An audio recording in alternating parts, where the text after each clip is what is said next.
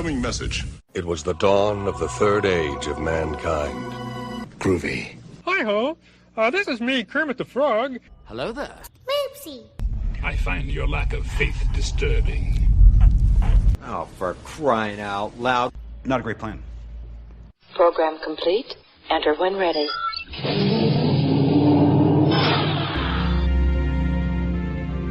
Let's see what's out there. Engage.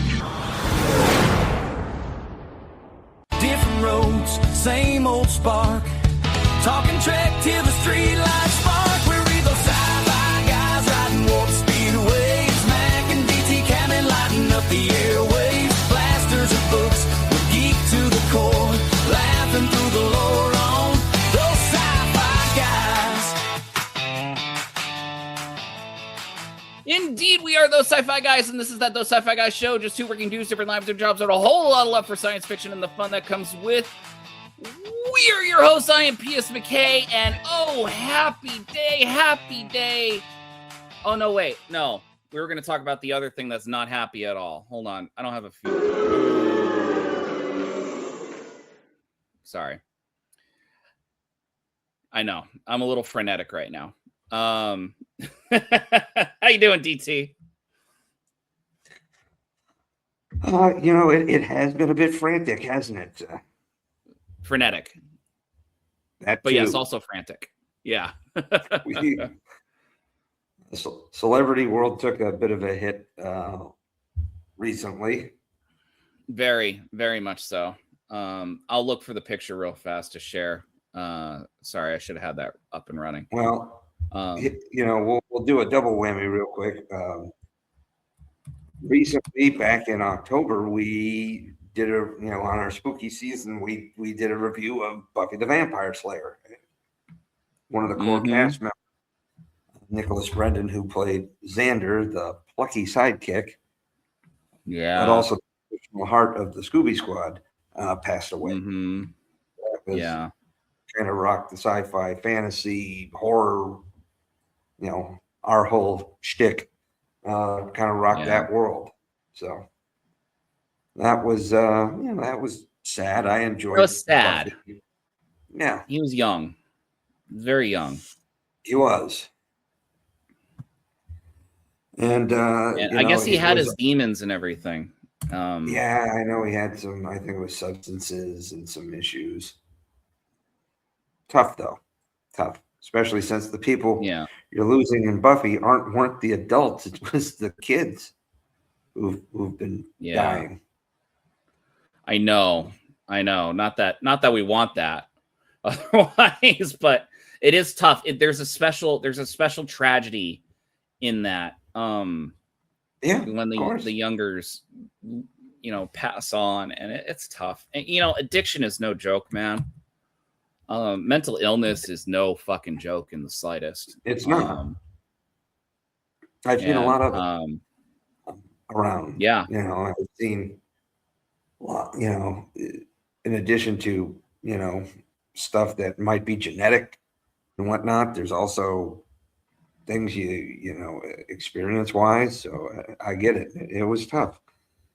I know that this also came on the heels of the Buffy reboot being canceled. I think he had been in line to do some returning with a lot of the original actors and characters. So that sucks too.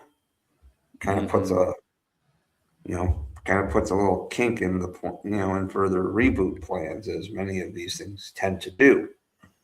But it was almost overshadowed by the fact that a icon also passed. Surprisingly, at the age of 86, legendary Chuck Norris died. Did you know he was 86? Because I had no friggin' clue. Oh, for years, like even when he was doing the workout, ads, he was doing that into his 70s. Okay. Yeah, he was talking about being 70 in those workout ads, wasn't he? Well, I know some people love him, some people hate him. I always kind of enjoyed. I did watch Walker Texas Ranger or something, when I was a kid at times. stuff you know, is like a teenage boy, and you know, there's a cowboy karate kicking somebody in the face. Yeah.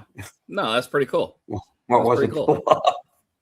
It was on the I side would of liken truth it and up. justice, right? He was Yeah, raised I would by liken Native it up. Americans. You know, there was a lot going on in that. I would liken it up to the quality level of Hercules and Xena, except on primetime television. It was that Sure. same kind of caliber stuff, you know. It was a little hokey, but gosh darn if it didn't have some feel-good moments and good, you know, some good messages here and there.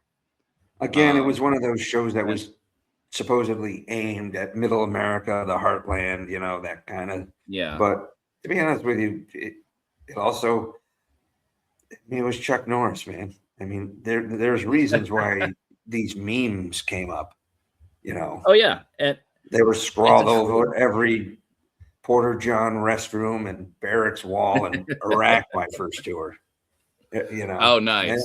They only Nice. got crazier and bigger, and you know, all the tribute memes where it's like the Grim Reaper going up to Chuck Norris. God says it's time. Is it okay if we go? Yeah. It's a true measure of a man when everyone who hears about their passing comes out and has nothing but wonderful, glorious things to say. And I've heard a couple things about the quality of his product and stuff, but that's different than the quality of the man. And the man was truly loved. He cared for not only his family, but his co-workers. Danica McKellar, otherwise known as Winnie from the Wonder Years. Yeah, she had a guest appearance on Walker, and she had a wonderful story about how he was supposed to save her, but then it was his idea during the shoot to say, well, what if I get into a position where she has to save me too? And we both save each other. And that's perfect. That's all. That's what I do. Like, that's the message that I have. Like, we need each other to help save each other. We don't have just this one person that can do the job all together. It all works. And she was very touched by that. And I liked that. And she's very grateful about that moment because she was in a position where she was able to do something different, not be a damsel in distress too. All she has to do for the rest of her life on her resume is saved Chuck Norris. Okay. Yeah, that's true. How many people can say that? I saw the interview and the video clip. I'm like, yeah, that's really cool. Okay. And again, yeah, I know some people didn't like his politics or his, his politics never profusion changed. of faith. But you're right. He was very standard. I mean, one thing I'll also tip the hat to is Chuck was a veteran. Okay. He served in the U.S. Air Force. He was I think, AP is, I think, what they call it. It's military police, basically. Oh, okay. But like the Don't SP, dude, would you dick around if Chuck Norris was showing up to you? No, I wouldn't. I would immediately be the most subservient. And he studied martial arts and and kind of developed his own style and was like a world champion, something like 6 times. And the dude was like a legit martial artist and had one of the best on-screen martial arts fights with Bruce Lee, right? I'm not too familiar with, so that's okay. I never really saw the movie either, but over the years I've seen so many of the clips, and it's like you're talking about 2 masters facing off. Yeah. And he's talked about it. He's talked about stories with Bruce Lee, and again, he said they were the same age. Nice things to say when you think about it. So Chuck always just looked a little old. I'll say this. I mean, heaven doesn't have just another angel. Heaven has another protector. You know, and for all of us. did I watch every single Chuck Norris movie? No. You know, but like I said, I watched some Walker, Texas Rangers, seen some him. His cameo in The Expendables 2 was fantastic. What I like about I haven't seen that. one of the I know things- he was in it though. What I guess because even though he's in a lot of action movies and whatnot, Chuck's not really big into like a lot of cursing and whatnot. So like in some of the gore, so like Stallone even toned down some of the brutality and the on-screen type brutality and the vulgarity, just so Chuck Norris would cameo in the movie. And kind of like an extended cameo. And basically he dropped the Chuck Norris joke in.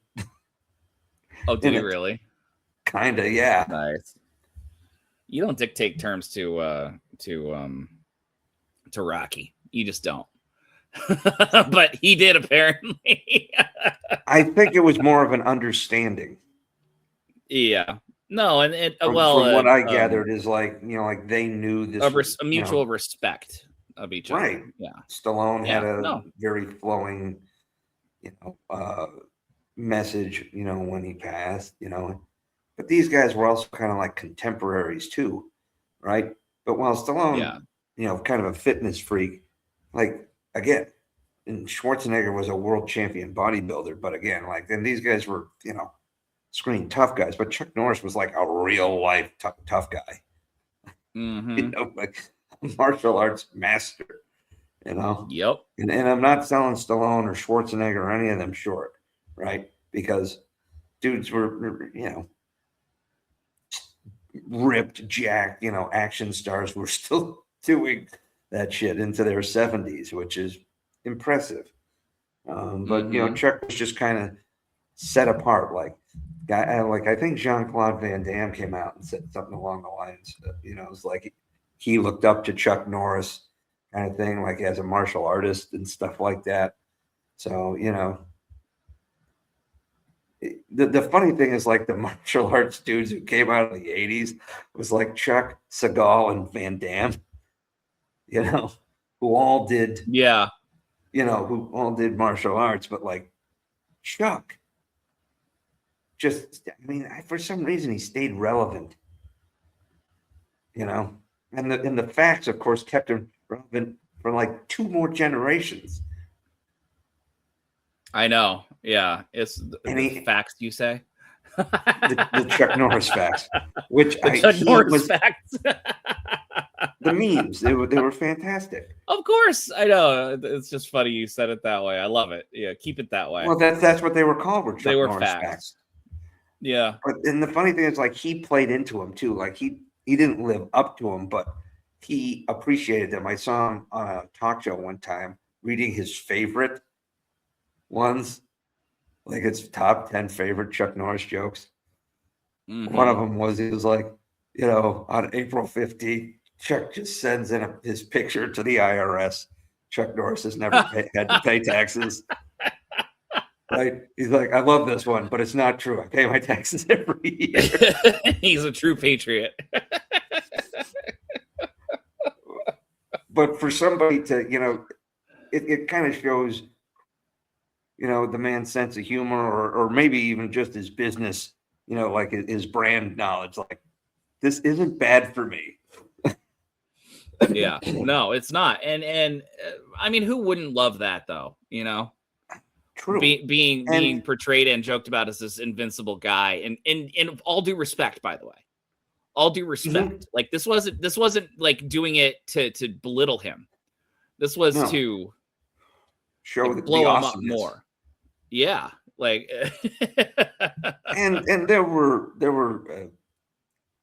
spin-offs like Mr. T or Bruce Campbell. Bruce Campbell had like some facts spin-off about him too. You know, these were kind of like these dudes who were almost like legends in their niche. You know, there was one who was like, if Chuck Norris and B.A. Baracus walked into a building, the world would explode or something like that. It would be like the universe, man. Too much awesome. But it was funny. Like Chuck did a lot of USO tours, just so you know. I wouldn't remember be sitting surprised. just after I noticed all these proto memes, you know, the Chuck Norris facts were coming out and like being on web pages. That was like in 04, 05 and things like that. Yeah. Yeah, and I got an email because it was in my battalion staff on towards the end of my first tour in Iraq, and I was reading emails, and they're like, you know, they're coming from our higher headquarters public affairs office. To all units, we're looking for soldiers who are big fans of Chuck Norris. I just started laughing. I'm like, this is a joke, right? Like, oh no, Chuck's actually coming. Oh, cool. So I like sent it out. It's like, anybody want to go meet Chuck? It's like, yeah. Hell yeah, man. Hell yeah. But he did. He did go to do a lot. You know, you can. It's not that hard to pull up. You know, you Google Chuck Norris USO, and like there's a bunch of pictures of him wearing camouflage or whatever, and you know, overseas meeting troops. So okay, I'll do it. You're never gonna. It's always gonna mean something to me, even if I don't like whatever show, TV, music, whatever. Even if that's not my jam, if you take time to go visit the troops, to go visit sick kids, you're gonna see there you go. He looks like he's promoting somebody. Like it does. He was around. Well, what probably happened is he might have been visiting when they were going to do it, and somebody was like, "Can Chuck Norris pin me?" Yeah. And I think those are Marines too. Can you imagine being the Marine who says Chuck Norris pinned my promotion? Oh my God, that would be awesome. That would be so good. I mean, right there, right? Like that's it. It can't get any better than that. Yeah. You could win a bar fight with this picture. Yeah. It's like, I'm so badass, Chuck Norris had to promote me. Yeah. Oh, I love it. That's fantastic. Yeah. You know, there are some celebrities who spent a lot of time doing USO shows. Robin Williams was one. You know, Chuck did a lot. The WWE, whether you like them or not, they did a lot of. They would go over to like them. They would go over to the major bases in like Iraq or Afghanistan and hold like five or six dudes, and they'd have like wrestling matches. You know, so you go and use your celebrity to just cheer a lone, a soldier, airman, Marine, say, give them some cheer. Like when they're in a shithole, stuff is going sideways, and you just get a moment's respite to like hang out with, and like shake hands with a celebrity or somebody who wants to come and spread a little cheer and remind you, hey, we're thinking about you. That's always going to go over well with me. Oh yeah. No. So absolutely. So we tip our hat. Well, let's raise a glass. Tip a hat. Raise our glass to Nicholas and Chuck. Nick and Chuck, right there. Thank you, sirs. Thank you, sirs, for what you've done to really help society. And you did. It may seem silly to say that, but they did. They taught good things. Chuck Norris could have had a great show in the late 2000s if he was like a military badass with a tactical trunk monkey as his sidekick. I'm just saying. Emmys, Oscars, Tonys, it would get EGOT. Well, let's start. Well, that leads us into our first sponsor of the day. No, I'm just kidding. We're working on it. I do want to say real quick, speaking of military appreciation, I got a chance last weekend to represent my company, but also as a veteran, and go drop a puck at a minor league hockey game. Oh, how cool. Yep. How cool. The Worcester Railers. Well, hold on. Let me maximize that for you right there. Look at that. How neat, dude. Yeah, it was congratulations. Cool. There was a lot of veterans there too. It was really cool. In the crowd, it was military appreciation night. company bought some, did a donation. We got some seats. Employees went. I got picked to go with about half a dozen other veterans out onto the ice and do the puck drop before the game. Nice. The centerpiece, however, was the 103-year-old World War II veteran who was escorted onto the ice, who dropped the actual puck for the game. We all got big cheers when that dude came out blew the roof off the place. Wow. I saw because I'm on all the emails now. Yeah. Apparently the military appreciation night was one of their best nights in the history of the franchise, which goes all the way back to 2017, but it was one of the biggest selling nights they'd ever had. Like a top 5.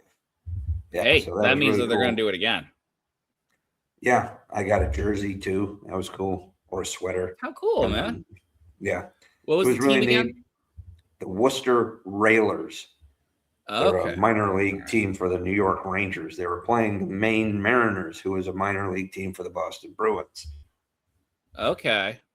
Wait a minute. What about the Pawtucket Bruins or the Providence Bruins? The Providence Bruins. So the Providence Bruins are basically what you would call AAA. They're not even minor to baseball. No, they are minor league, but they would be the equivalent to the Worcester Red Sox or the Paw Sox back in the day. The one step below the pros. That's what I always thought. Okay, so these are 2 steps below the pros. This is 2 steps below. This would be the equivalent of up here in New England, the Portland Sea Dogs, who are the AA team for the Red Sox. And I bet that all of those athletes for the Worcester Railers were fucking fantastic.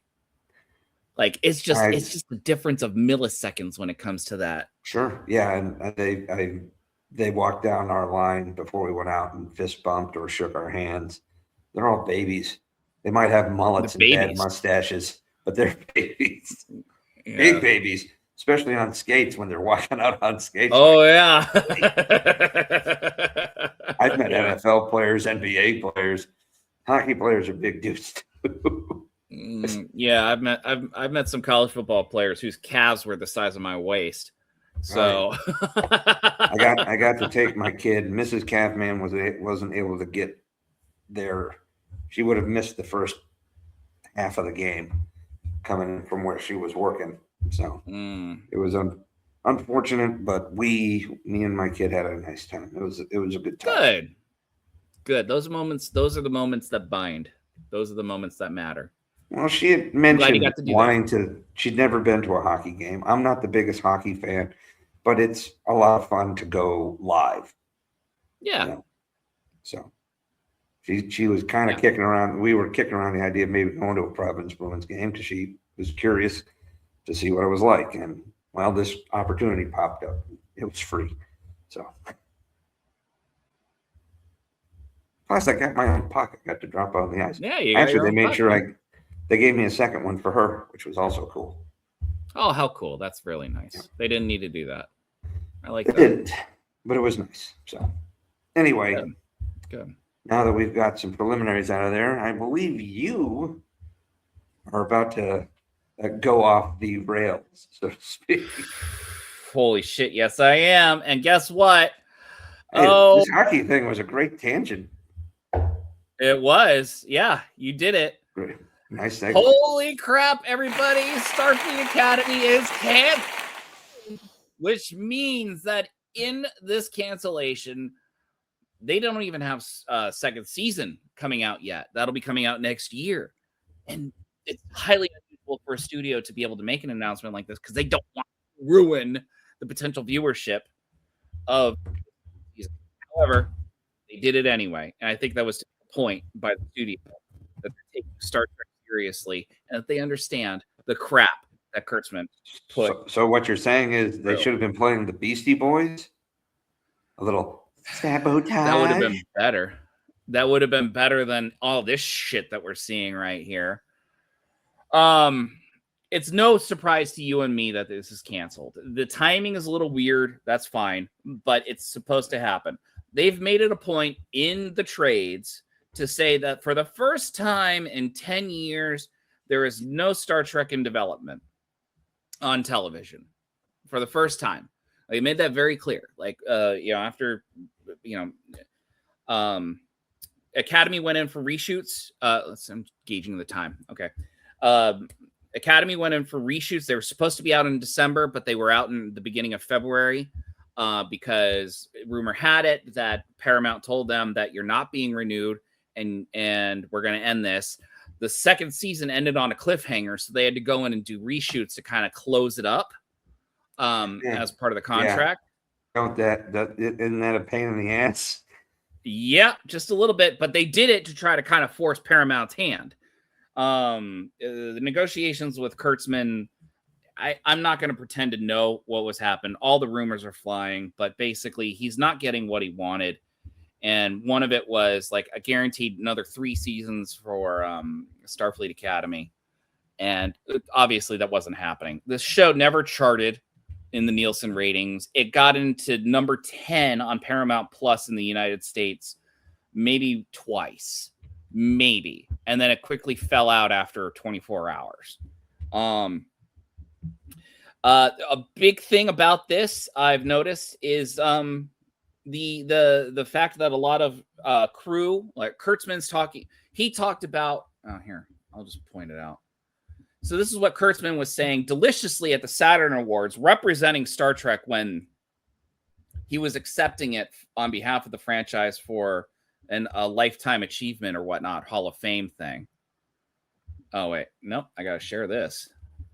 Here we go. And then we'll maximize that. Gene Roddenberry had this lightning bolt of an idea, and I think he understood something fundamental about the nature of science fiction and genre storytelling, which is that science fiction is not really about the future, it's about now.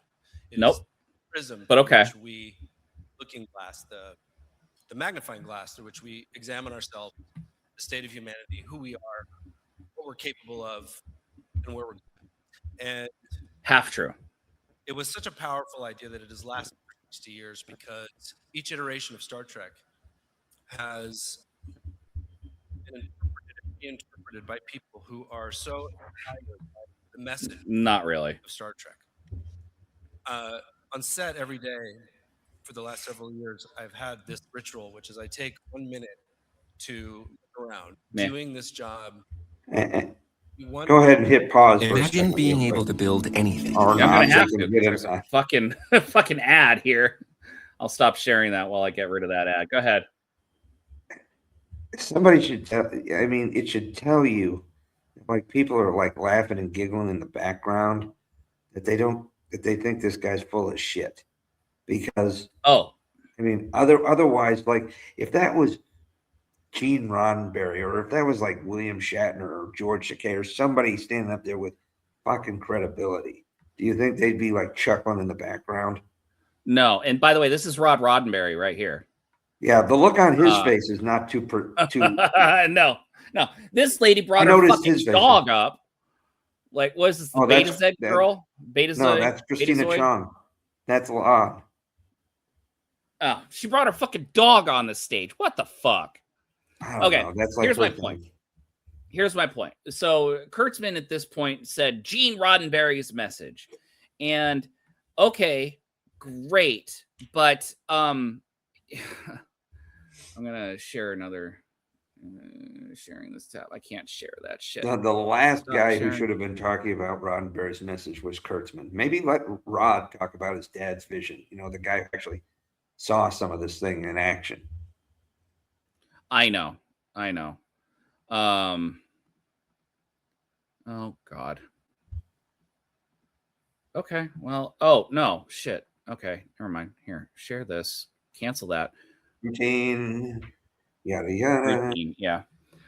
So Robert Picardo has been especially egregious when it comes to this stuff. So if you take a look down here, he's getting paid right here.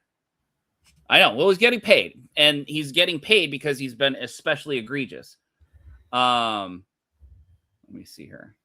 So the bottom part is some guy, Chris Vorderbruggen, replying to Robert Picardo. Star Trek was an attempt to say that humanity will reach maturity. This is a quote. And wisdom on the day that it begins. not just to tolerate, but to take a special delight in differences in ideas and differences in life forms. Okay. And Robert Picardo, who's been in a feud with a sci-fi writer, by the way, wrote, careful, can't remind the real Star Trek fans on this platform what real Star Trek is and is meant to be. They get angry and abusive, especially when you block them for being angry and abusive. This guy, who's a sci-fi writer, for example, has no understanding of Gene Roddenberry's vision at all. So, DT, I ask you, what do you think Gene Roddenberry's vision was for Star Trek? What did That's he talk a about priest, with dude. Huh? That's a priest. Father? Yeah. Okay, great. Great. Yeah. Kind of interesting considering, well, just an interesting aside because Roddenberry was atheist. Oh, absolutely. Very secularist. Very secular. And really didn't take a particularly positive view of religion. So it's interesting. Granted, Deep Space Nine, I think, was more respectful. So, well, yeah, because he wasn't involved. So here's the thing. The question is, what is Gene Roddenberry's vision? So I'm going to go ahead and share this screen here. Had to have been pretty good. He was a pilot. He was. And actually, he comforted, I shared that before. He comforted a woman while they were crashing in the Syrian desert on a commercial airline. Roddenberry calls me in his office one day and he says, Maury, I'm not going to watch the whole thing. We have to have a serious discussion. He says, you just don't understand some of the parts of the show, and it's time we have a serious discussion. I said, Gene, I love serious discussions. Let's go. And he says, Maury, you don't understand the difference between shields and deflectors. And I said, oh, Gene, please tell me. He said, shields come up around the Enterprise. He said, there is in the front of the Enterprise a little cone, and it's sending out a beam through space. That's the deflector. And as we're traveling at 4 times the speed of light, it's moving particles aside. And he went through this incredible explanation. And when he was finished, what I realized was he knows. He absolutely knows that there is an Enterprise and how every single piece and part of it works. And without that, you can't do the show.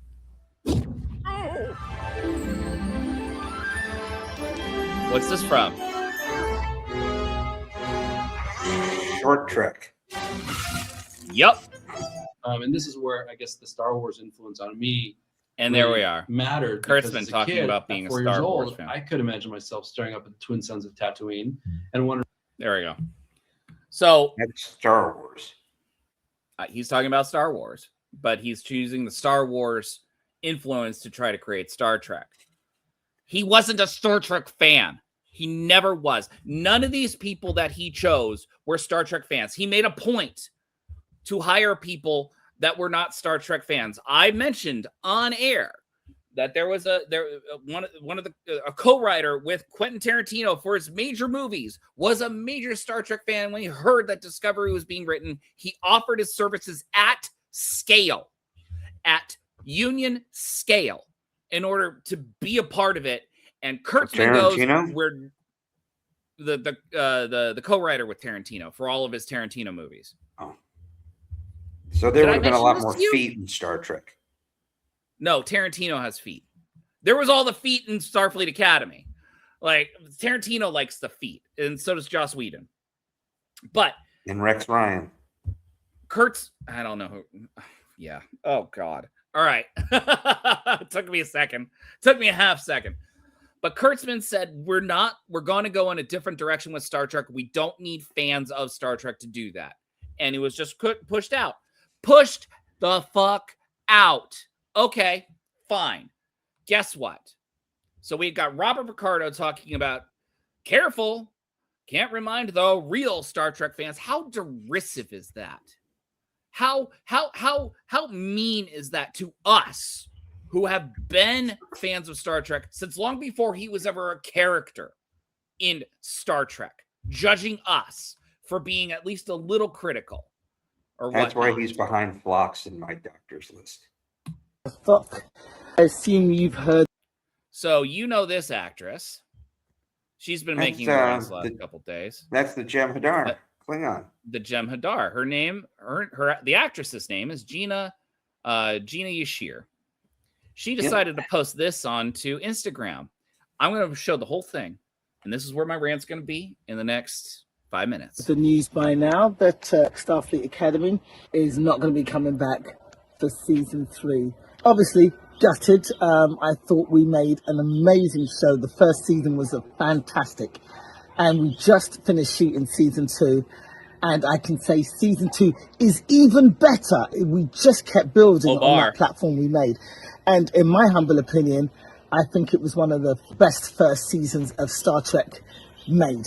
But hey, the haters are going to come on here and disagree, but I'm not here to fight. Okay, she's already acknowledging the haters. You don't ever do that, okay? With you right Keep now. going. I just want to say that it was an absolute honor and a privilege and a pleasure working in the Star Trek universe. I loved every second of playing Laura Thok, and I'm sad that you... Okay, so she just said it was an absolute honor and a pleasure to be involved in Star Trek and play this character. That's a nice technically sentiment. can't exist. Good, keep going. We're not going to get to see more of her story and the story of all the characters as we built them out. The cast, the crew, the costume department, the prosthetics department, the lighting, writers, exec producers, and directors. We had the most amazing team of people bringing this beautiful show to you, and I'm sad for all of them, as well as you guys out there. Okay. This is also similar to what Kurtzman said in his statement about the hundreds of people cuts, that have been though. employed. There were, because this is all put together by a publicist. Like they cut this together. She filmed it, but the publicist put it together because orders came down. So Robert Picardo talked about Gene Roddenberry's vision. Kurtzman talked about Gene Roddenberry's message. She's going to mention the message in a second. But this came down from Kurtzman. My overwhelming feeling right now is gratitude. I am grateful for having been part of this whole universe. I had no idea of the Star Trek universe till I got in it, and now I am. She had no idea about the Star Trek universe until she got into it. She's going to say she's now hooked, but you're not going to tell, you cannot convince me for one fucking second that she's going to go back and watch any TOS episode in one shape or form or another. She's not even going to watch the episode where Kirk and Uhura kiss. She's not going to fucking understand the ramifications of what Star Trek did with Abraham Lincoln talking to Uhura. The amazing talk about how humanity just moves on and just says that's in the past now. We're better people. We're better people now. Just because. And she's not going to go to First Duty talking about the first duty of every Starfleet officer is what, DT? Is what? To the truth. To the fucking truth. Here we go. Hooked, I tell you. Hooked. Not hooked. And I truly hope and believe that this is not the end of Star Trek. The message of Gene Roddenberry is still so apt and so needed right now. And why is it so apt and so needed right now? It always is, Why? I would say. One might say that race relations are worse now than they ever have been before. Were they as bad as they were are they as bad now, or was it better in the 90s? I am going to abstain from that because I was a kid. I will say it felt better in the 90s than it does now. Here we go. I hope Star Trek will come back in the future, continuing the same legacy. Wait for it. Obviously, the world is still not ready to hear the message of love, peace, infinite diversity, acceptance, the eschewing of violence and senseless wars. Okay, fucking bullshit. So she's now going to all the fans and saying Star Trek fans are not fucking ready for the message of Star Trek. We were here a while. Yes, we've been here. And what have we been saying? Make Star Trek. And what have they been doing? Ignoring us, deriding us, telling us we are the bad guys. Right? That's what she just fucking did. Well, you live long enough to, or you either die a hero or you live long enough to become the villain, right? Cute. I am not a villain. I am a father. I am a taxpayer, and I follow the fucking law, right? So this fucking woman out here fucking hates us, fucking hates the old Star Trek people, fucking hates the Star Trek fans that CBS didn't want because they wanted this fucking modern audience that doesn't exist, never existed, never came to them. And why did Starfleet Academy go away? Why is it canceled? It's because fucking shit was being thrown at the wall and people are saying no thanks. And this fucking woman has the fucking cojones to say, oh, I guess the world isn't ready for this message of love and acceptance. And what the fuck are you talking about? Captain Sisko is a black man. I fucking love that guy. He was probably the best example of a father-son relationship in all of Star Trek. Oh, yeah. Worf, played by a black man. Geordi, fucking love that guy. Like, Bashir, Middle Eastern, person. Like, fucking great. No one thought about it in those terms. She's bringing that out. Kurtzman's bringing that shit out. And then they're telling us when we're saying this doesn't need to be brought out like this, and we're rejecting it because it's already been done. Like society, we've been shown a society in Star Trek that we don't need to have these delineations brought out and lectured to us. Because it wasn't lectured to us. It was just shown. Well, I never really felt talked down to in most of the episodes. There was a few that were ham-fisted here and there. Writing wasn't 100% across the board in any of the series. The actors are talking down to us outside of the show. Because we showed critique or criticism of the quality of the writing. There were people that talked about this DEI, this is fucking woke. I've never made that argument.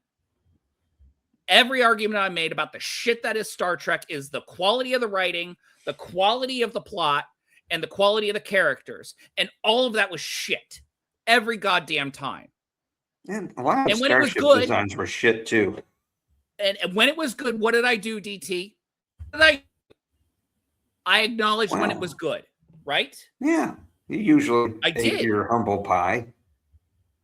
I wasn't humble about it. I just acknowledged when it was good. There's nothing humble about acknowledging a reality. Yeah. If someone is open to the idea that a reality exists objectively, like that's what I do. These people, this woman doesn't live in an objective reality. She lives in an existing reality. There's one more thing I need to show, and then my rant is going to be fucking done. Let's move on from. We're not going to watch more of this video, right? One more. We're not ready to hear that message yet. And hopefully one day we will be. Fine, and Star Trek will be back stronger than ever. And preferably with the same message and not completely whitewashed. Oh! What was that, DT? It was a tad insulting. And yes! What was she accusing Star Trek fans of being? Okay, you don't need to say it. I know I'm not going to put you in that position. She's accusing Star Trek fans of being fucking racist. Star Trek fans. My fucking moral center was raised on Star Trek. It was brewed by Star Trek. Can we take down the video? Yeah, the glare upper lens is giving me a headache. That's a good point. I was raised by Star Trek. My moral fucking compass was designed by Star Trek because Star Trek did a whole hell of a lot more than my parents ever did for me when it came to that shit. All right? And that fucking woman, these fucking actors try to lecture me. Sorry. Go ahead. I said we lived in a kind of a pasty area, so we did kind of get more from Star Trek. and sometimes No, in the neighborhood. It's not about fucking race when it comes to Star Trek. It's not But about it's that. No, you're not hearing me, dude. There was, homogenization is when you have a chance to get out in the world and learn different cultures, it helps expand your viewpoint. But when you're young, Yes, and who was sometimes the you have only one to. in the fucking neighborhood Can I that finish kept now? saying he wanted to get out? You're right. I'm sorry. I'm not being fair. I apologize. When you're in a position where you can't perhaps get out due to age or whatever, sometimes you have to expand your worldview in other ways. Maybe it's through TV and movies. Maybe it's reading, arts, poetry. You find where it is that helps you expand your venue. And for us, I mean, I was, a pretty voracious reader, reading history, and I learned different things. But Star Trek was it needed to make changes and grow with the iterations. It again was amongst the more diverse casts you would find on TV, and for the most part, tried to do a good job with it.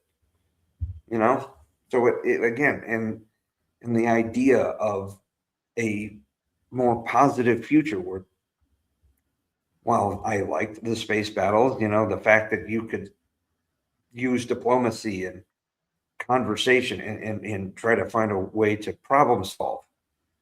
And not the pew-pews?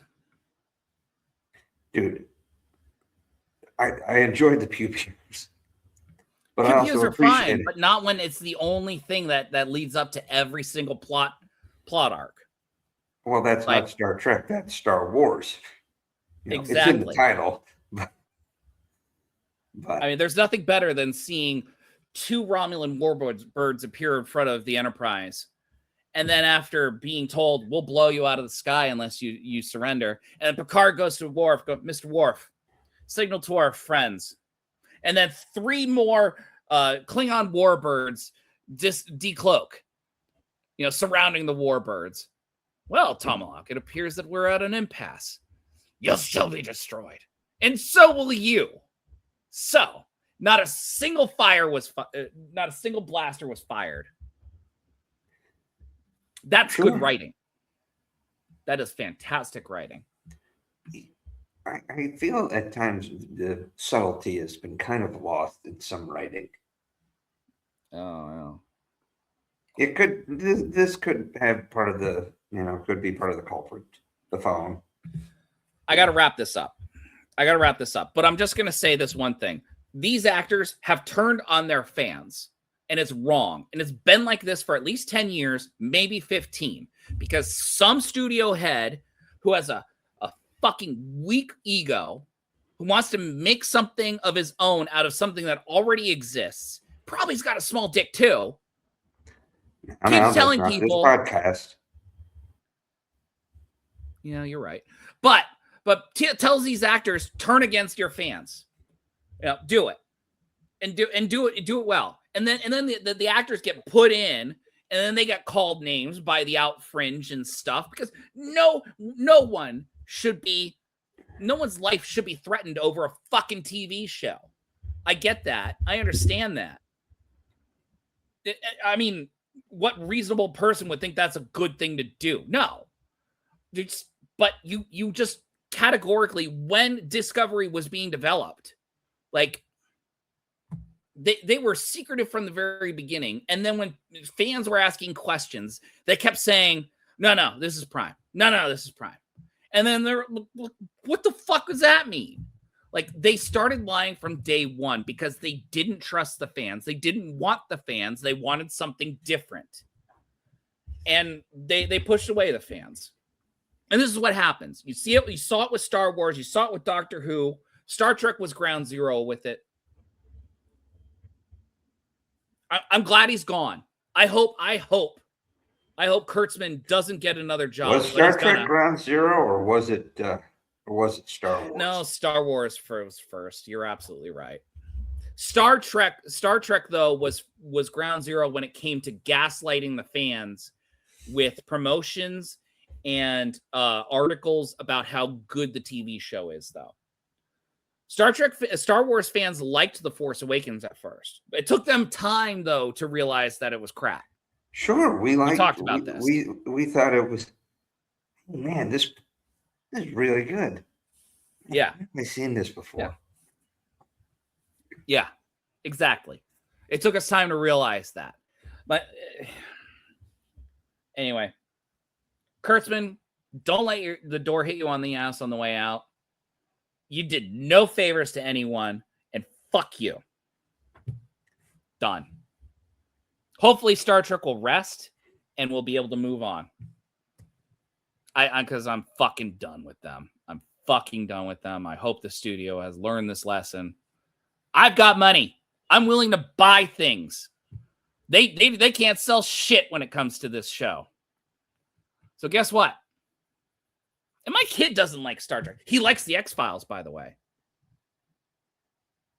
He loves the X-Files, an old TV show that's over 30 years old.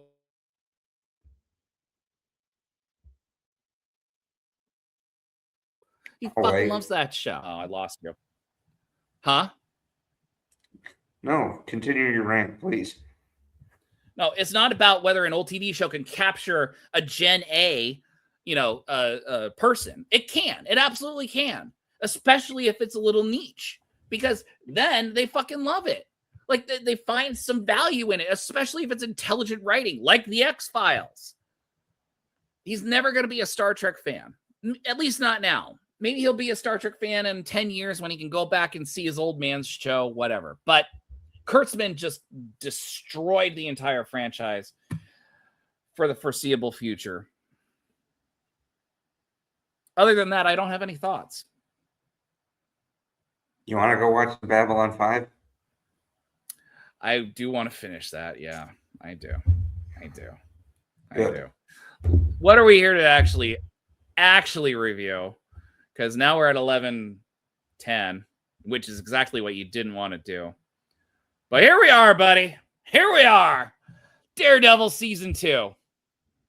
Daredevil Born Again Season 2. Yes, that's correct. Yeah. I got to be able to watch the rest of the first season this past weekend. Excellent. Shockingly good. There were some bad parts in it that I pointed out, but as it played out, perfect. I'm not going to be critical about it. It's fine. It is what it is. It's imperfect, but I'll let it pass. Why don't you set us up for what this episode did? Because at the end of season 1, it was actually pretty fucking bleak. Like, it looked like Wilson Fisk, was winning. He has New York in the palm of his hand. Daredevil was shot and beat the shit out of and everything. And we're like, oh, and it just ended. The season 1 just ended. Well, it kind of ended with him forming his resistance. Yeah, he had to form a resistance cell, which involves Karen. She came back in the final episode, which is definitely part of the rewrite. Why don't you get us into it? Everyone's heard me talk too long. Well, Wilson Fisk is the mayor of New York. Martial law has been declared. Foggy's dead. White Tiger's dead. Anybody who's speaking out and standing up is getting put in a deep, dark hole. Swordsman of New York is in the tank. He's a weird dude anyway. They're definitely trying to push him up a bit, but Daredevil's on the run. It's literal fucking martial law in New York City. It is. This is reminding me of what Earth turned into on Babylon 5. Which is why I probably brought that up just a minute ago. Top of mind. It's funny. Like, I'm watching this and I'm like, this is bleak. It is. This is like what everybody predicts the future is going to be. If it's not an authoritarian regime, it's post-apocalyptic atrocity everywhere. So it is one of those things, yeah. Like Babylon 5's thing with martial law and President Clark. Clark. And President Clark was that they declared martial law and then crime dropped 95% or something like that. Something insane. But when you control the stats, as we've seen with other administrations, you control how much crime there really is. So there's that. And there's kind of that situation here in Daredevil. It's interesting. By the way, Kingpin, I honestly thought that he was trying to be a good guy at the beginning of season 1. And then as the season progressed, you could just see that evil seeping out. Like, I thought he was trying to reform. I thought he was trying to use his powers for good and really just like do that. You got an instance of the dark side when he sat there in front of the commissioner with that hoagie sandwich, and then he shares that picture of his wife and daughter or child or son or secret family. Yeah, his secret family. That's what it is. And then you're like, okay, well, that's dirty, but that's politics, right? That happens more than you ever know. No, it's on every TV show you ever see. Well, and it's also in DC. Like, everyone is bought in some way, shape, or form because of that issue. There are honeypots everywhere in DC. The scary part about this episode is when you start realizing, it's not just New York City. There's people he's working with who are going to help keep him in power. Mm-hmm. In DC, then with Matthew Lillard being a CIA dude. I didn't realize he was a CIA dude. Do we know this? He said Langley. When you say Langley, I understand he says Langley. Okay, is that just because you're acknowledged through the armed services or whatnot, or? No one, the armed services doesn't care for the CIA. I know they don't, but how did you know that? How did I know that? Mostly TV. Yeah. Okay. All right. Well, that's fine. Just admit it. It's fine. Dude, I was a straight grunt. I wasn't special ops. I didn't work with there's no psyops. Case officers and what. No, psyops is different. I know it is. I that was a joke. Psyops is as simple as blasting loud music to disrupt people. Panama. But here's the interesting This is thing, not right? even the first episode. This isn't even the first episode. But that's this Bullseye. So now Bullseye, who killed Foggy, who, what's he called? His name is Poindexter. His legal name is Poindexter. Yeah, it's like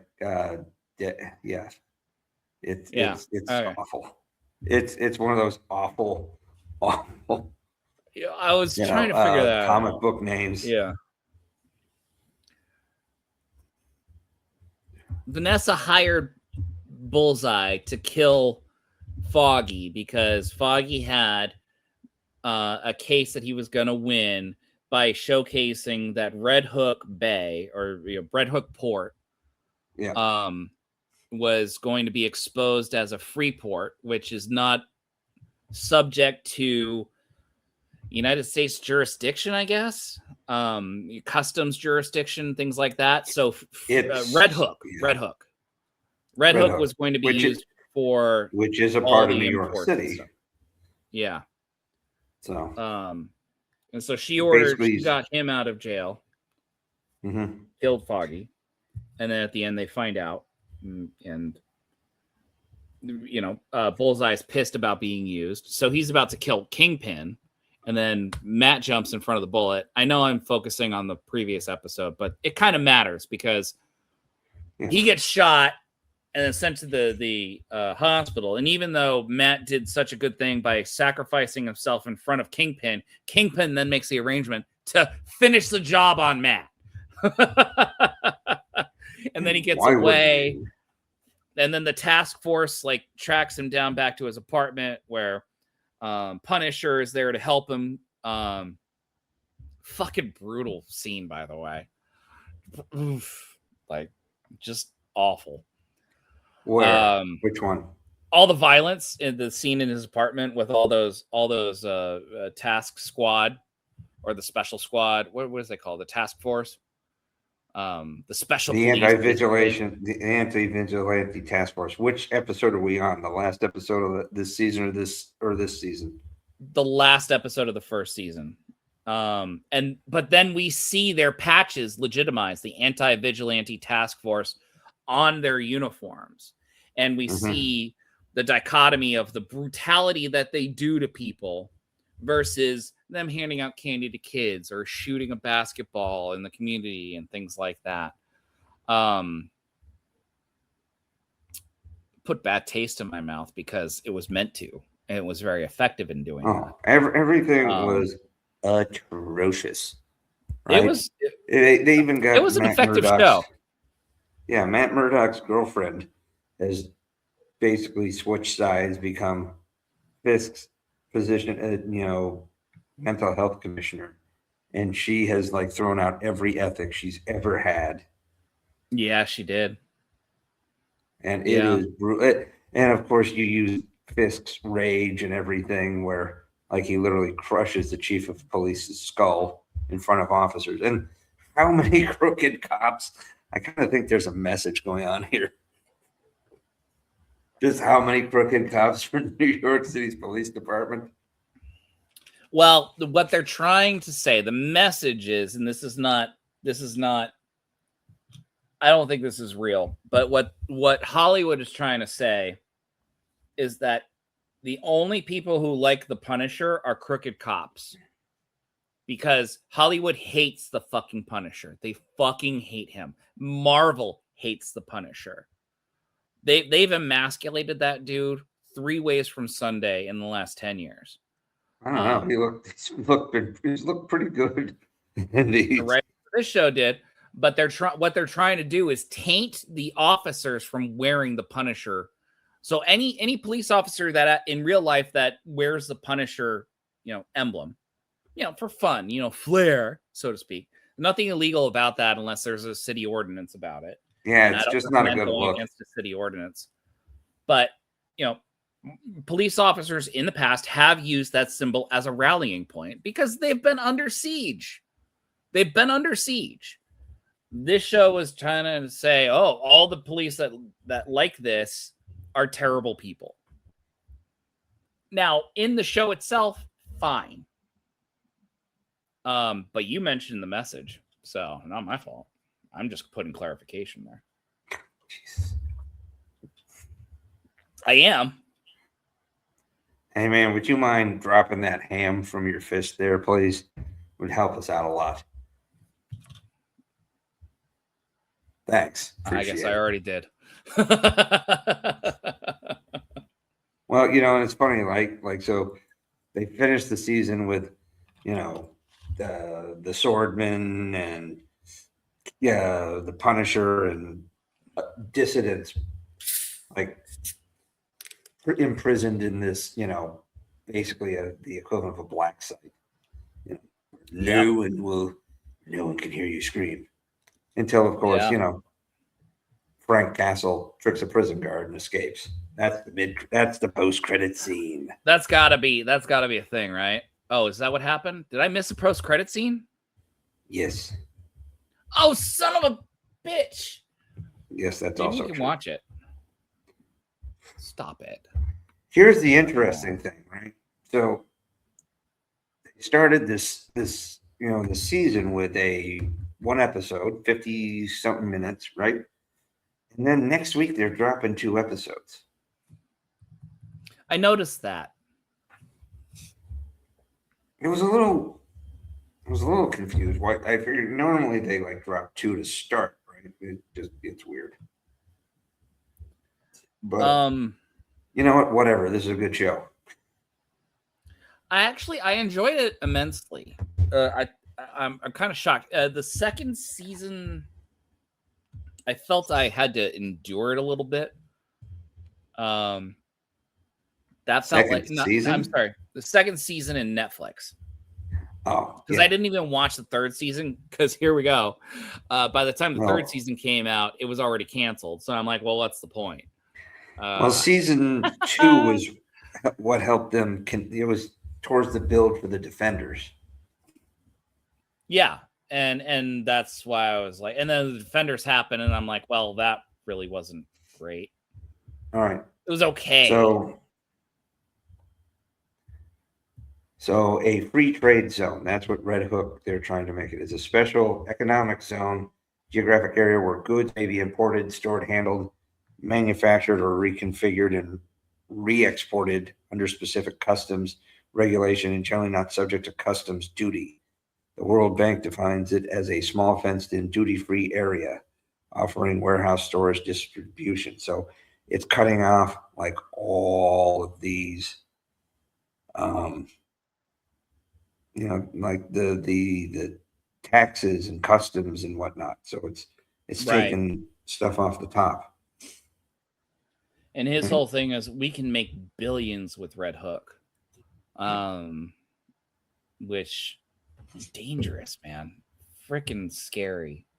And I'm not a fan of. I mean, Kingpin is a really good bad guy because he's smart and he's got backups for backups for backups, which is what Karen was complaining about. Every time we hit him, he comes back stronger. And I really liked the opening scene with Matt infiltrating the freight, the freight liner. The freighter. It's a freighter. It's a cargo ship. Freighter. Thank you. The word was escaping me, but I really liked it. I liked the whole scene. Like it looked pretty. It's a little bit of an inverse of the opening scene from Winter Soldier, where Cap goes on to. I noticed that too. I'm fine with it. I mean, it was different. I'm not criticizing it. I think you're supposed to be invoked by it a little bit. Yeah. This is just dirtier. If you and can also even, Daredevil is. I'm sorry. Keep going. Sorry. Which is funny considering. Like that was literally a Hydra spy ship. Right. This was dirtier, right? It's filled with weapons. And it's, like Matt's just wasting these dudes. Now, granted, they're all supposed to be non-lethal, but I don't know about that. Plus, how many of I'm sure they all died when the boat sank, so. Well, yeah, where they opened up the bilges and everything. Yep, they sank it in the middle of the Hudson. Ironically enough, they sank it right in front of the port, which is actually obstructing the port. Which did not make Mr. Fisk happy. No, it did not, and that's why the captain and the first mate were being hunted down. Yep, and even though they were following orders. But they also know what was on the ship too, so they were loose ends. Yeah, no, absolutely. I like how Daredevil is kind of a cheap Spider-Man. He's a lot angrier than Spider-Man. He's angrier, but that baton thing that he uses and whatnot, that has a great range. And that retracts real well. And he used that just to drop right onto that freighter from underneath was it the Brooklyn Bridge? Sure. I don't know. Let's go with it was a bridge. We don't know if it was Brooklyn or not. But that whole scene was very well shot.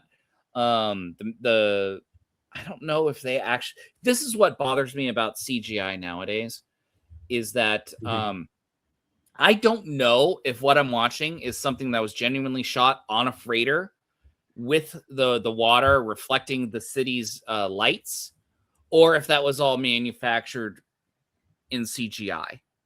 Because it looked really good. But I've seen good things that I realized were CGI later after seeing post-production stuff. It bothers. Well, it's Disney. They're probably using the volume. Yeah, but you don't flood the volume with that was a big wave. Like that was the physics of that is not done in miniature. Oh, that one. Yeah, I mean, that one could have been real. You know, some of them could be real practical effects done in a warehouse or whatever. What I will tell you about this is, you know, it's you got to take some things on you know, a little bit on faith with this, because everything with Daredevil, it's kind of like Batman. It's at night, right? Yeah. So it's going to be dark. There's going to be things. It's just not the light of day. No. I think the only time you ever saw Daredevil in the light of day in costume was when he was doing his walk of shame in She-Hulk. Seriously, dude. Seriously. I guess Los Angeles has different vigilante laws. We got, you know, in She-Hulk, we at least got to see a hallway fight, you know, which was typical of, you know, the Netflix shows. fights. Yeah, the Netflix shows and stuff, which was fun. Yeah, I didn't hate Actually, it's a She-Hulk. Disney thing really now, didn't. too. It is a Disney thing now. I'm actually shocked with how much Disney is accepting the Netflix motifs in this show. There's cursing and lots of violence, and the music has been carried over too. The theme, it's good. It's a legit continuation series, and that shows that Kevin Feige is listening to the fans. Like, they shot 18 episodes and they scrapped most of them because Kevin Feige looked at it and was like, this is not going to be what the fans want. They want a continuation of the Netflix series. Or they shot half the episodes or something like that. But, you know, you have everything's like ganging up against, quote unquote, the good guys, right? They've got the media on lock, where it's like, oh, and there's like pictures of like, you know, female police officers and friendly police officers still wearing that anti-vigilante task force, you know. And it's like, oh, yeah, it's great. Mayor Fisk is awesome. New York is safe again. Yay. And the longer you watch it, like, the more pained some of these people look. Yay. Yeah. Martial law is great. There's a curfew. Yay. Crime's down like 80%. Yeah. Well, and your friends and neighbors who don't watch what they say disappear. Yay. It's you know, you're watching the collapse of a free society. That's what you're seeing. Well, and it's terrifying. It is, and you know, we are seeing I'm not gonna go too deep into it, but we are seeing examples of that worldwide. And I don't know what these writers understand that they're doing, but the point is well made. Whatever angle they're coming from, the point is well made. It just depends on if people understand the message. The message. After I just railed against the message about Gene Roddenberry and stuff. You know, and it's funny thing, the deeper into this episode you get, it definitely feels like, you know, it's like the chess versus checkers. Like, no matter how many good moves that this team is trying to set up, the more roadblocks that are up against them, or the more that and I'm not saying that it like plays into Fisk's hand, but it forces him to become even more ruthless. You know, that's a very astute observation. I completely agree with that. Yeah, like it's not one of those things where like you're watching the Clone Wars, particularly in the later seasons, where like even like it almost like didn't matter for Palpatine like who won certain battles. It's like, you know, oh, the Republic lost. Oh, the Republic won. It's he's just grinding them down, right? Yeah. So that's meeting his plan. But like Fisk legitimately was like pissed off. He's like, God damn it! He's like, I fully expected him to like kill somebody on the spot, you know. But then he also like has like dudes like fucking shut down the lieutenant governor and the state attorney general. Just like everything just like screeches to a halt with Matthew Lillard being the standard, stereotypical, douchey, shady CIA guy who comes in and just completely disrupts everything. It's like, oh, yep, no, you're going to want to listen to me, or, bad shit's going to happen. I want to know who called him when he was at the bar in DC. I want to know, did we have any indication on who that might have been? No, but clearly there's people backing Fisk. Right. So that's going to come either out. People in his pocket or people he's working with. Right. So, but is Jessica Jones bulletproof? No, she's just super strong. Luke Cage was bulletproof. But Jessica Jones could fly. No, she flew. She flew in the first season. I didn't think she flew. I thought it was like she flew. Leaping tall buildings with a single bound. No, she flew. Like, they alluded to it. The police were like, I didn't know she could fly. But they kind of panned away as she kind of, went up. Like it was like a little quick, going this way, and then they panned to the police that are coming up after her. She's coming into the season, and I'm very excited for this. I would like to have Luke Cage. Was it Michael? Mike Coulter. Yeah. So I love Mike Coulter. He's kind of hinted that he may show up this season. Okay. And since they are getting a season 3, it sounds like they're building up for maybe a another Defenders thing. Yeah. They're probably doing it more subtly and cheaply. They'll bring them in, and then they'll all help Matt Murdock take down Fisk eventually. Yeah, or something like that. And that's great. He's going to need allies to do that. I mean, he's already in deep shit. The real question is, how is Spider-Man and Punisher? I was thinking that. We just got the Spider-Man trailer that we talked about last week, and we see Punisher and Spider-Man interact, and that movie's gonna come out after this season airs. So either they boot Fisk out of office, or they force him to repeal everything,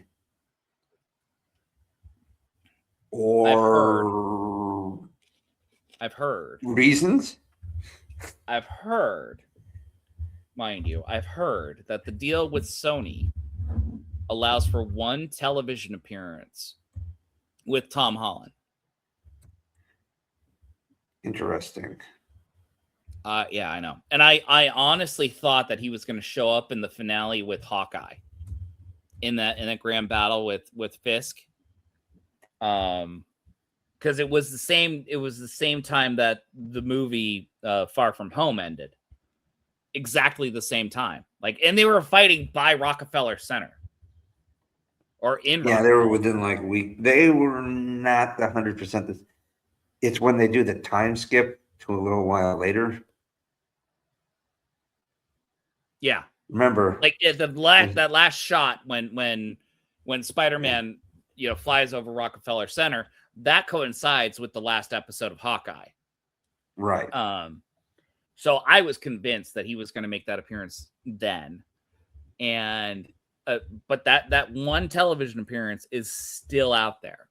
I'm wondering if they're going to do something to lead up to this Spider-Man movie. Maybe.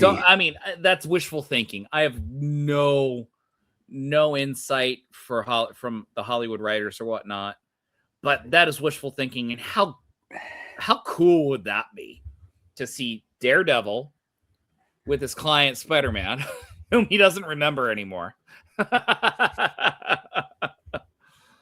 the end of season 2 of Daredevil? Be interesting. You clearly have Daredevil, Bullseye, Jessica Jones in this season, right? Yeah. Who are maybe the Punisher. So they're all possibly in line to maybe, fight back a bit. I mean, I guess we'll see, but yeah. No, John Bernthal's not going to be in the second season because he was busy doing his special. I would be surprised if we didn't get a cameo. I mean, that it could be a misdirect. You're absolutely right. But the official word, which again, my complaint about studios and stuff is they try to steer you clear of surprises and things like that, is that he's not going to be in season 2. But I guess we'll see. We'll temper your expectations. Yeah. This was real bleak, right? You have Heather Glenn, who apparently is now Murdoch's ex-girlfriend since he's back hooking up with Karen in their underground resistance. And of course, they're also being hunted, both of them.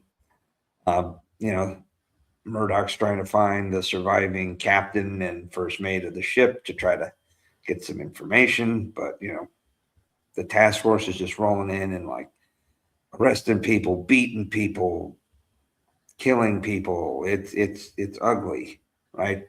I think they got the captain and killed him. Then you have, Matt's law firm, which is supposed to be doing like stuff to help the little guy. His law partner is like pushing back against the DA. It's like, hey, we're gonna take this. Yeah. We're gonna take this. I feel that. Trying to lower it back. I feel that woman's workload, by the way. Like, I don't know if you know what lawyers have to deal with day in and day out, every minute of the day, but they're fucking worked. They are fucking worked. So, like, yep, that $250 an hour is for a reason, because they're fucking worked. So, yeah, I get it. But then you also have, the retired cop, the legal investigator, Cherry, who's going out and checking things and communicating with Matt and whatnot. By the way, you got to feel for what's her name, Kirsten, because everything's dumped on her because Matt's on the run. Yeah. So. Yeah. Well, and you see it in the office being all like, disheveled. There's trash, empty cans and crumbs on her desk when she's being interviewed by who comes in? Who comes in? Who was that? The DA. The chief DA. Douchebag for the Fisk administration. Was it state of New York or for the city of New York? That's city of New York. A city. Yeah. Okay. Yeah. Yeah. Oh, it would be general, and it would be the general attorney for the city. I don't fucking whatever. It doesn't matter. For the city, it was the Southern District of New York. Fuck it, whatever. Yes. By the way, I can't even imagine being in that position that she's in. The show actually gave me stress. The episode did. Yeah, it was but not because it was warm. Well fuzzy. done. It wasn't warm and fuzzy. It was definitely a continuation of them losing. They won, but they lost at the end of season 1. And now we're dealing with the aftermath. And it's interesting on where they're going to go because they're in a safe house. They don't have any other friends. They're in disguise. They can't leave the city because if they leave the city, they're going to be ID'd. Like, that's the funny part.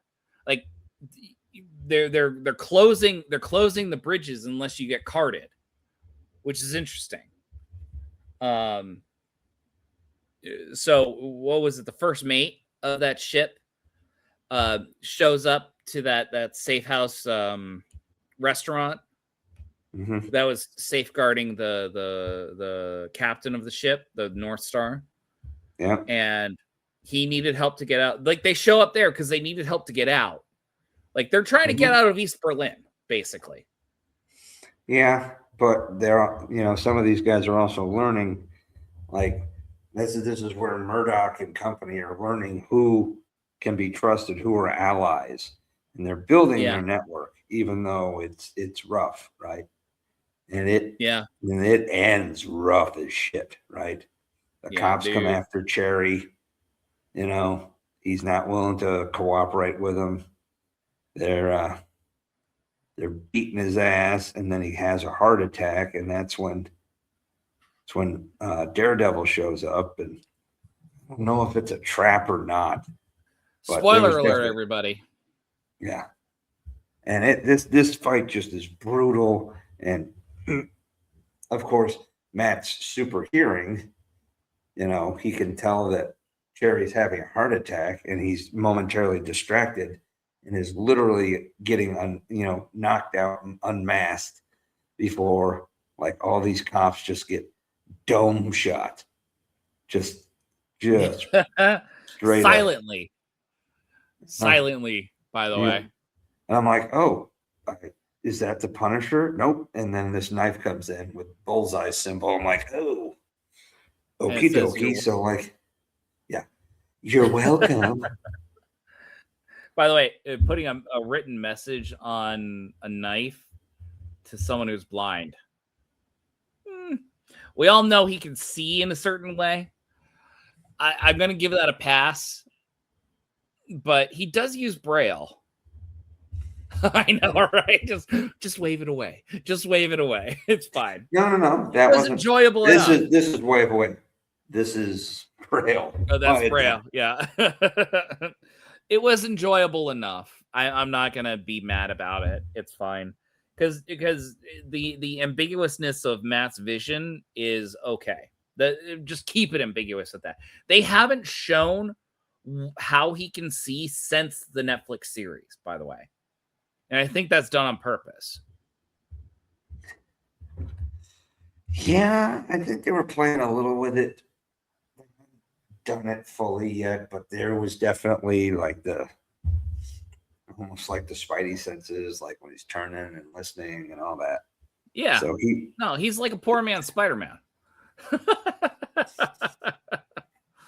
So I'm definitely interested in watching the rest of the season. I'm gonna do better because I'm actually watching this season actually gave me faith in this series. So unlike other series.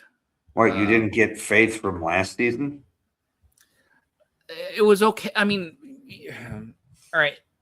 How many times the first episode of Picard, I liked it, kind of. The first episode of season 2 of Picard, I liked it a lot. Okay, what happened? Shit. First episode of Strange New Worlds, liked it a lot. And then what did they do with the series? They made the first season was fairly solid. First season was solid.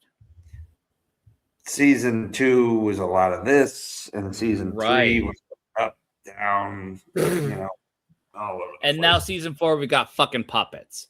So you can understand my Hi ho, this is Kermit the Spock here. Oh, cute.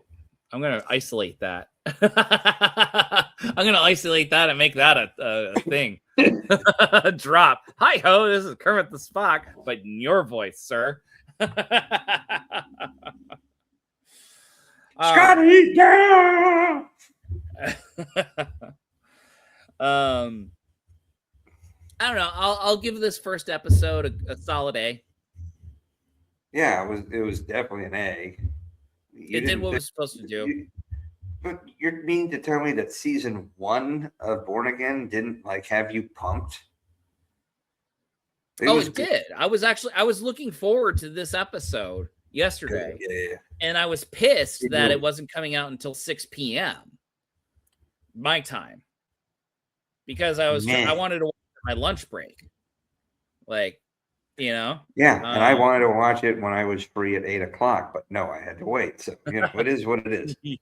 Okay. Yeah, there's that. I need to get a green screen behind me.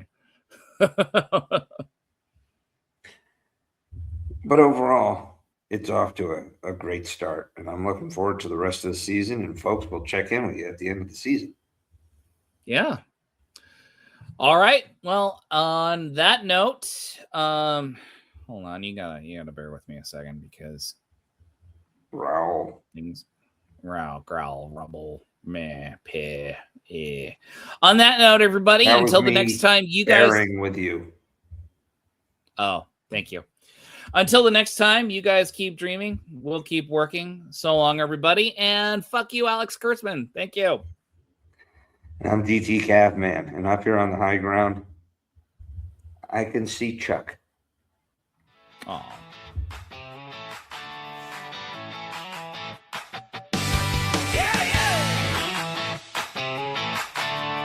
By the way, that's not clapping in the background. That's Chuck.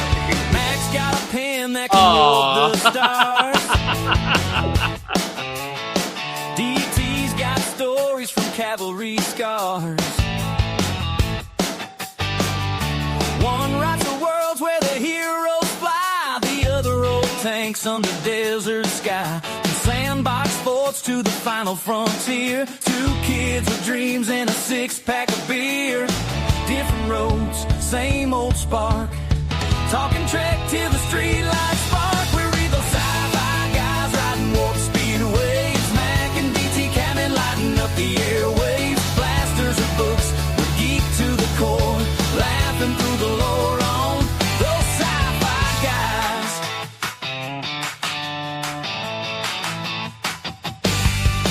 Mack spins a tale about a rogue AI. DT counters with, man, I drove that guy. From doom to doom, we argue the stakes while the coffee gets cold and the pizza box breaks. Childhood pals in a grown-up fight for the best damn death scene on a Friday night. Pixels or pages, we're never done. 2 working stiffs chasing alien sun. We're in those sci-fi guys riding warp speed waves. Mack and DT Cameron lighting up the airwaves. Blasters of books, we geek to the core. Laughing through the lore on those sci-fi guys. Yeah, yeah. Yeah, yeah, yeah, yeah. Well, yeah. No capes, no powers, just regular days. But we'll save the galaxy in our own ways. Mack's drafting novels in the dead of night. DT's got tank tracks, turns them into light. Together we're louder than a hyperdrive scream. 2 regular dudes living the sci-fi dream. Yeah, yeah, we're with those sci-fi guys riding warp speed waves. Mack and DT Cameron lighting up the airwaves. From the sandbox to the stars, we'll never say die. Tune in, geek out, those sci-fi guys.